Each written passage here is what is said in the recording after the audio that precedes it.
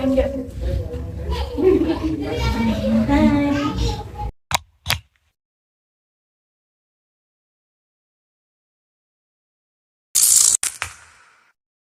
Oke, jadi saat ini saya sedang berada di kediaman Kak Anissa Halimatu Sadia. Benar, Kak? Betul. Ya.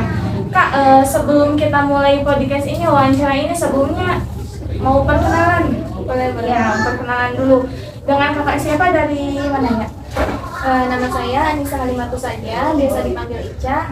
Saya asli dari Kuningan, tapi sekarang lagi kuliah di Cirebon. Oke, kuliahnya di Cirebon. Di kampus atau universitas mana? Saya kuliah di Universitas Islam Bunga Bangsa Cirebon. Oh, Universitas Islam Bunga Bangsa Cirebon. Jurusan Jurusan Ekonomi Syariah. Oke, ekonomi syariah. Sebelumnya boleh tahu Kak, kenapa Kakak memilih jurusan ekonomi syariah? Mungkin karena prospek kerjanya lebih luas ya. Terus kita nggak cuma belajar ekonomi secara umum, tapi belajar juga ekonomi berdasarkan syariat Islam. Oke. Sebelum memilih ke ekonomi syariah, sebelumnya ada background pendidikan yang berhubungan dengan ekonomi nggak Kak? Sebelum masuk ke universitas? Kebetulan saya dulunya SMK-nya ambil jurusan akuntansi. Oh, karena mungkin awalnya akuntansi udah mengenal sedikit mengenai ekonomi, jadi dilanjutkan ke ekonomi syariah. Oke. Sekarang udah semester berapa Kak? Sekarang saya udah semester 7 mau semester 8. Semester 7 ke semester 8. Berarti sekarang lagi nyusun skripsi atau Betul sekali. Bingung banget. gimana tuh rasanya nyusun skripsi Kak? Stres. Iya mbak, doyan. Nih untuk adik-adik ini kan baru di bawahnya nih Kak. Nah, ada nggak pesan-pesan untuk adik-adiknya yang mau berniat menyusun skripsi atau di semester 5-an mau ke 6 gitu nah? Kayaknya semester 5 atau 6 tuh udah bisa mulai nyusun sih, biar nggak terlalu dadakan di semester 8. Udah mulai penelitian gitu sebenarnya udah bisa. Dari Jadi biar semester nanti semester 8-nya tinggal melanjutkan aja. Oh, Jadi lebih tenang gitu, lebih santai. itu ada di mata kuliah sendiri atau gimana sih Kak? Kenapa? Ada mata kuliahnya sendiri atau gimana? Kalau Ada. misalnya tentang penyusunan? Ya, ada biasanya ada di metodologi penelitian. Oh, itu waktu Kakak ada di semester berapa metodologi? Saya udah dari semester 3. Udah? Udah belajar metodologi? Iya, betul. Oh, berapa SKS Kak? Saya 8. Metodologi penelitian 8 SKS? Iya, betul sekali. Wow, luar biasa ya. Oke, di kampus kakak ini kakak aktif kan sekarang udah semester 8 ya? Naik ke Ya. semester 8. Udah UAS belum sih? Udah UAS. Semester 7 kemarin baru UAS. Oh, oke. Berarti sekarang lagi libur nih. Nanti masuk kapan? Tanggal 9. Tanggal 9 Januari. Oke. Ini kan udah semester tua nih Kak, udah tinggal akhir, bentar lagi lulus gitu. Tahun depan ya, amin. Amin. Bulan apa Kak? Mei insyaallah. Amin. Nah, bulan Mei saya doakan lulus pokoknya. Nah, di tahun-tahun sebelumnya kakak itu aktif di organisasi atau gimana Kak? Kalau di kampus mungkin hanya ikut di himpunan mahasiswa ekonomi syariah, tapi kebetulan saya dapat beasiswa Genbi, jadi masuk komunitas generasi baru Indonesia. Oh, Iya, beasiswa Genbi. betul. Apa tuh Kak beasiswa Genbi? Beasiswa Genbi itu beasiswa dari Bank Indonesia. Jadi mahasiswa yang datang itu masuk dalam satu komunitas disebut Genbi, generasi baru Indonesia, di mana para mahasiswa itu dituntut untuk banyak melakukan kegiatan sosial. Di situ dibagi jadi 4 divisi. Iya. Ada divisi kewirausahaan, kesehatan, lingkungan hidup, dan pendidikan. Oke. Jadi di beasiswa Genbi itu nanti masih penerimanya itu dibagi ke dalam 4 divisi. Betul. Untuk kakak sendiri masuk ke divisi mana? Saya masuk di divisi lingkungan hidup. Lingkungan hidup. Berarti lebih terjun ke masyarakat atau gimana itu? Iya, di masyarakat, terus di lingkungan hidup. Kebetulan kemarin acara besarnya di lingkungan hidup itu kayak penanaman mangrove Oh, di pantai-pantai di Kejawanan Cirebon. Oh, di Pantai Kejawanan. Nah, untuk ini sendiri Kak, beasiswa Genbi itu kan tadi kakak sebutkan pemberinya itu Bank Indonesia, betul? Betul. Nah, untuk penerimanya sendiri itu apakah hanya dari kalangan mahasiswa ekonomi atau tidak terbatas di mahasiswa ekonomi? Diutamakan mahasiswa ekonomi dan perbankan biasanya. Tapi Ada juga? Bank Indonesia tetap menerima dari jurusan lain. Jadi ada beberapa yang dari jurusan lain juga, tetapi mungkin lebih banyak dari jurusan ekonomi sendiri. Oke.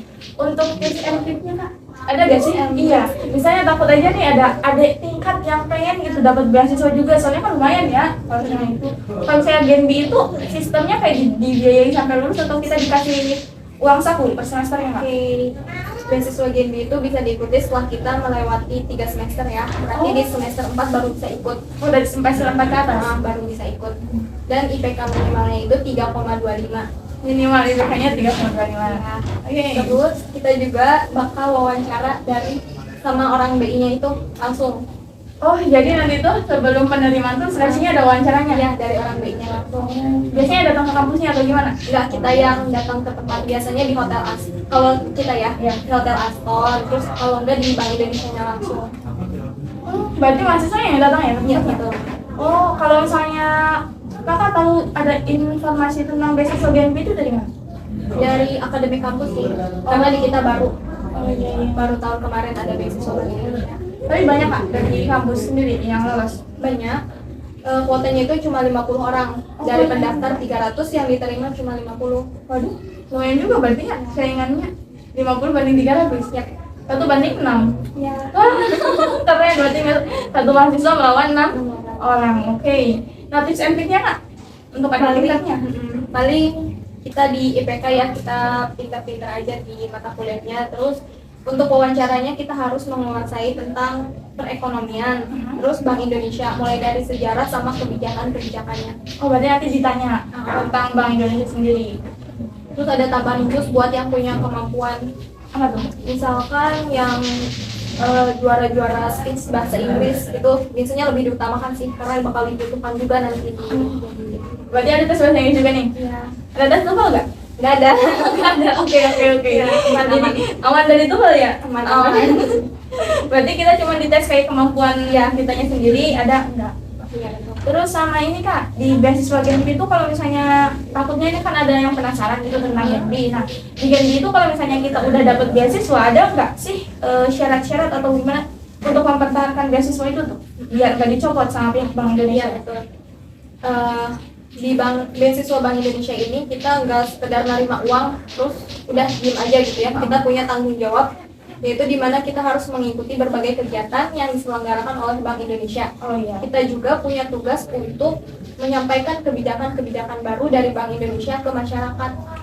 Jadi ada beberapa kebijakan yang disampaikan oleh mahasiswa, maksudnya peraturan baru mahasiswa yang mensosialisasikan ke masyarakat. Harus aktif, terus mempertahankan IPK itu. 3,25. Ya, nggak boleh turun.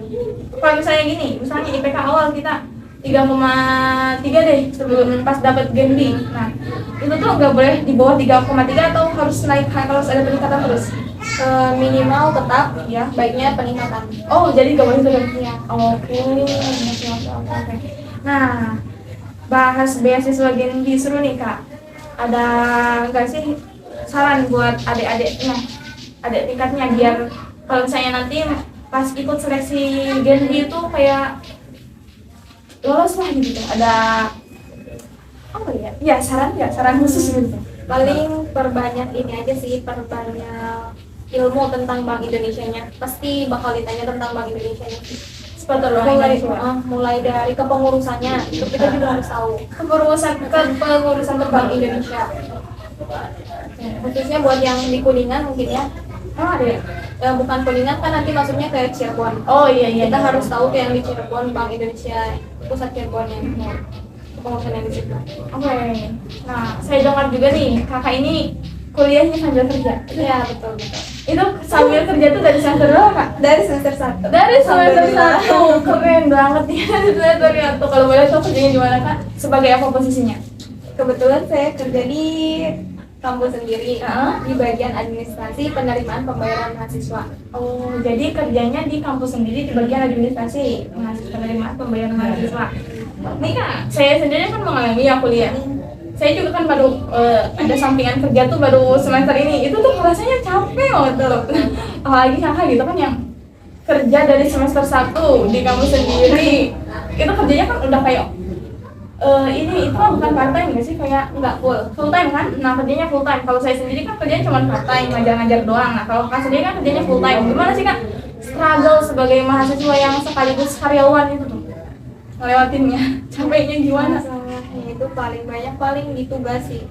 Saya sering bentrok tugas. iya benar tugasnya pusing gimana ini ngerjain yang mana dulu, kerjaan dulu atau tugas dulu. Gitu. Cuma kebetulan saya kan kuliahnya 3 hari ya, di pagi jam 8 sampai jam 12. Jadi siangnya baru bisa lanjut kerja, nggak ngeganggu kuliah sama sekali. Alhamdulillah. Untuk ini Kak, berarti masih bisa handle ya waktunya? Masih. Nah, untuk kerjanya sendiri sampai jam berapa Kak? Ada waktu untuk kerjain tugas itu di malam hari atau gimana?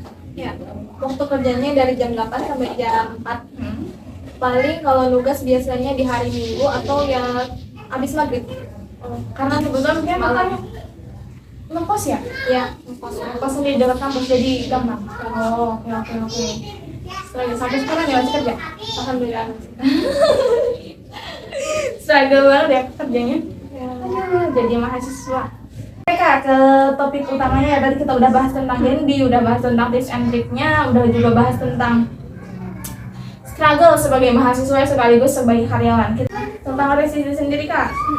Nah, kemarin di akhir tahun 2023 tuh 2022 lah. Iya. Di akhir tahun 2022 tuh ramai-ramai orang membahas tentang Indonesia yang krisis resesi tahun 2023, Indonesia yang akan mengalami resesi. Itu tuh resesi itu sendiri apa sih Kak?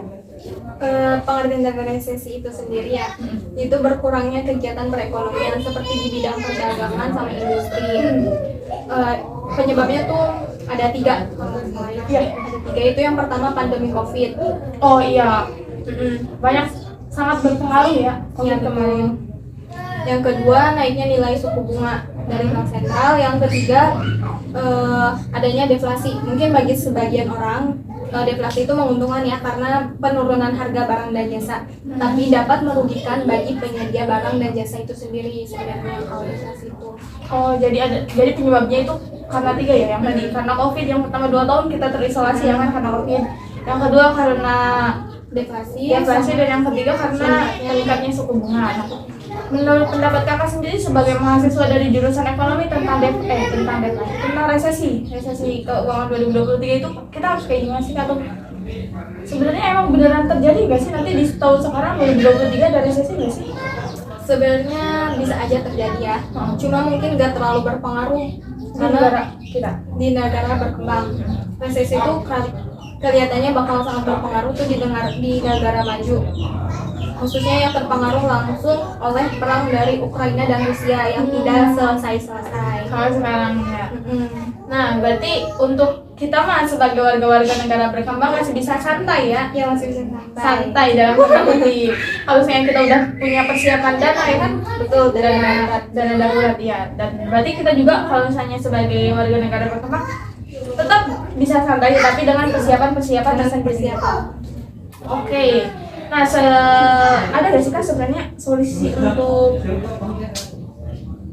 mengurangi resesi atau untuk menghadapi itu? Selain tadi ada dana darurat atau dana yang lain-lain tuh?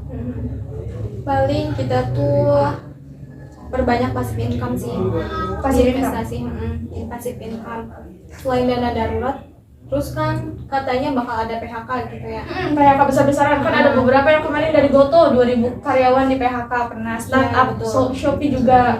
Mereka kan udah selesai nih bakar uangnya.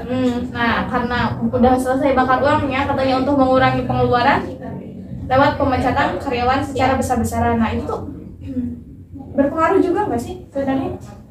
Sebenarnya ya berpengaruh juga karena kan semakin majunya perkembangan zaman, kita kan ditemukan adanya perkembangan teknologi yang semakin pesat. Jadi tenaga manusia itu kan semakin dikurangi ya? Betul, semakin berkurang karena digantikan oleh mesin. Makanya kita tuh jangan hanya mengandalkan dari satu pekerjaan, harus cari sampingan. Oh iya, benar-benar. Biar kalau misalnya amit-amitnya gitu ya, pekerjaan utamanya ada masalah atau gimana, tetap ada pemasukan. Iya betul. Oh, karena itu juga kan, tingkat pengangguran di Indonesia itu banyak ya. Iya banget. Karena sekarang udah banyak yang menggunakan teknologi. Sekarang nanti itu aja yang dulunya dijaga oleh. Iya benar. Ya kan? Sekarang udah pakai mesin semua. Makanya udah ada pakai mesin semua. Sekarang tinggal tap. Uang aja jarang ya kita sekarang pegang cash. Betul.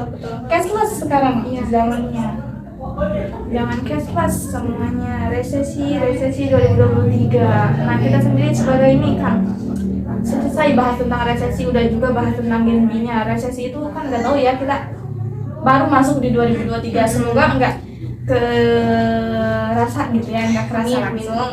Nah, kalau saya pendapat kakak tentang ada beberapa orang yang terlalu menggembor-gemborkan resesi, bahkan yang bukan ahli di bidangnya gitu, ikut ada beberapa yang berspekulasi, memberikan teori inilah itulah, terkesan menakuti masyarakat tentang resesi itu sendiri. Padahal kalau misalnya kita berpikir secara rasional mah, negara berkembang kan nggak terlalu terasa, hanya di beberapa negara maju yang terlibat langsung dengan perang utamanya kan.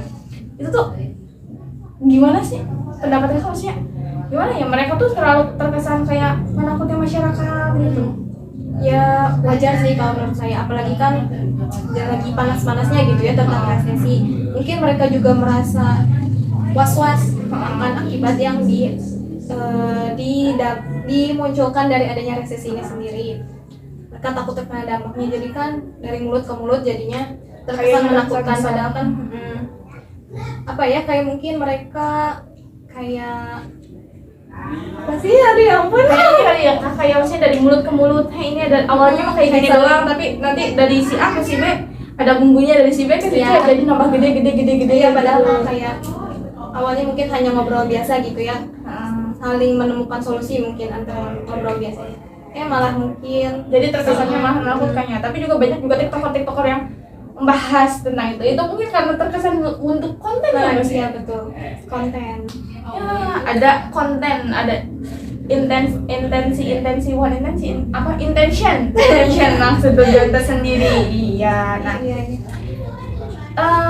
di sebelum kita selesai tentang bincang-bincangnya nih, ada Genbi juga tadi, ada keluh kesah mahasiswa akhir. Nah kak, kakak sendiri nih sebagai mahasiswa akhir yang aktif lah di kampusnya, juga kerja di kampusnya, sering terlibat langsung dalam acara kampus lah ya, betul.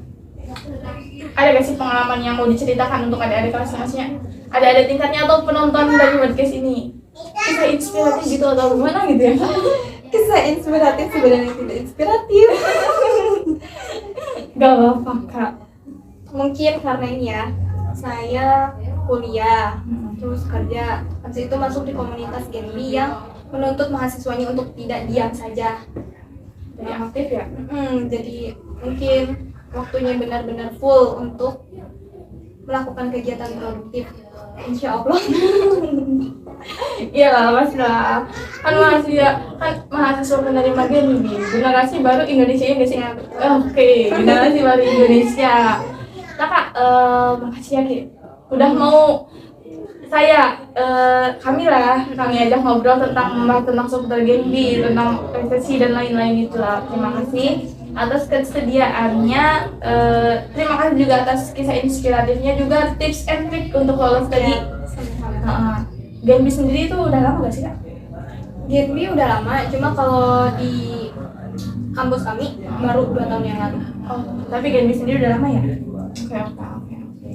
Nah jadi kawan-kawan, kalian juga bisa ikut buat daftar beasiswa generasi baru Indonesia dengan catatan udah semester 3 ke atas. Iya, betul. Jangan IPK 3,25, mohon diingat. Minimal ya. Minimal 3,25. Pintar bahasa Inggris harus diutamakan. Bahasa dulu apa sih, yang penting bisa ngomong bahasa Inggris. Nah, harus pintar bahasa Inggris. English is fun everyone, right? Yes. Ya. English is fun. Terakhir udah deh kak. Penutup ya nggak sih? Ya ampun, ada ya banget dari bahasa. Nggak kerasa ya kita ngobrol udah berapa menit ya kak ya? Nggak tahu nih. Kayaknya baru 5 menit. Baru 5 menit ngomong sudah selesai ya tiba-tiba ya. Oke, terima kasih ya kak ya. Iya, sama-sama Mbak Putri. Oh iya, tadi belum perkenalan, saya Putri.